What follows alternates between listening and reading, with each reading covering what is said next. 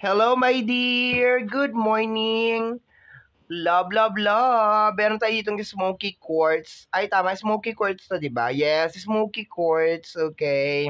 Remove negative energy. Ayan, good morning. Tapos, ko-copy-copy lang tayo dito. Ayan. So, ngayon, isimplihan natin to. Okay? Gagawa tayo ng mga video na makakatulong talaga sa atin. Okay? And hindi mo kinakailangan ipilit sa'yo, my dear, tong video na ito. Sabi ko nga, lagi ko sinasabi, sa tamang panahon, sa tamang oras, hahanapin ka ng mga reading ko or ng mga video ko, my dear. Okay. So, meron ako ditong mga, customized na card, my dear. Okay. Customized na card and kukuha tayo dito ng isang piraso lang. Okay. One card and pwede mo siyang i-interpret sa sarili mong pamamaraan, pwede mo rin naman kunin yung interpretation ko. Okay, doon sa card. Okay? Pag hindi ako nakakuha agad ng message, I think ipopost ko muna yung video and then babalikan na lang kita. Okay? Kasi minsan may mga bagay na hindi talaga kaagad nagsisink in. Okay? So, kuha tayo ng card. Okay? Mix lang natin. Halu-haluin lang natin yan. Okay? Nag-separate na yon. Hindi ko na siya kukunin. Yung mga bagay, yung mga umaalis, di na yun hinahabol. Char! Okay. Humugot pa, humugot. Okay. Ayon.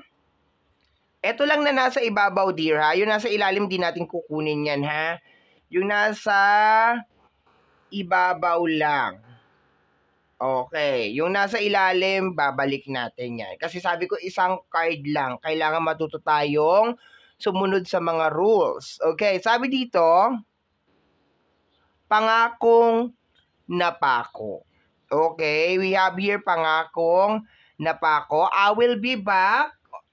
Okay. Hindi ako mag-go on the spot. Okay. Okay. I'm back. Ayan. Nakakuha na ako ng message para dito, pangakong napako. Okay, so ang una kong nakuha, my dear, this is more on reminder para sa ating lahat. Okay, a very very simple reminder para sa ating lahat na okay lang naman na kumapit ka dun sa mga promises ng mga tao sa'yo, pero you need to be mindful na yung mga pangako na yan ay pwede talagang hindi matupad. Especially, my dear, kung masakit to, kung kagaya ng mga utang, yung mga gano'n, nagtiwala ka, tapos nangako na babayaran. Depende kasi sa senaryo, my dear. Pero kung may kinalaman to, my dear, sa pangarap mo, it is always better na ikaw mismo yung gumagawa ng paraan para matupad yung pangarap mo. Kahit nasabihin mo na may mga tao na nangako sa'yo, na gagawin nila yung parang nangako sila. Okay, na bibigyan kita ng ganito, gagawin kita ng ganyan, ng ganon.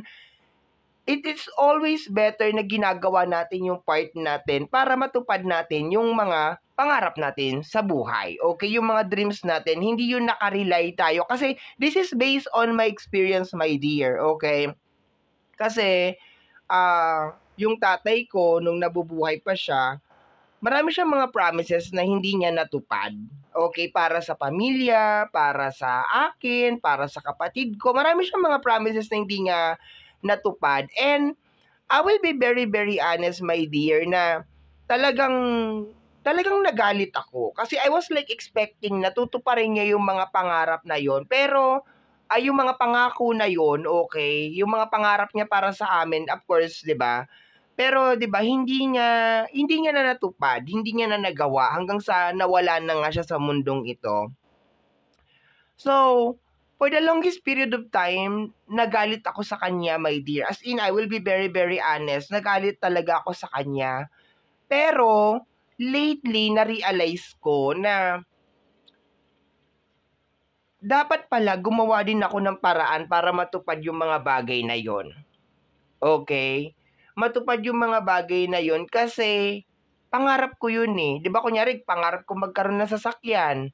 Tapos nagparinig ako na nagparinig sa kanya na gusto ko ng sasakyan. Pero wala akong ginawang action para mangyari talaga yung bagay na yun. Kahit na sabihin mo na capable naman ako of doing that thing. Okay? Na kaya ko naman talagang gawin yung bagay na yun or meron naman talaga akong magagawa para magawa yung bagay na yun. So, yun ang nakuha ko dito. And pangakong nabako, I think this is for us to be very mindful din sa mga promises na ginagawa natin sa ibang tao. Kahit na siguro sa sarili natin, 'di ba?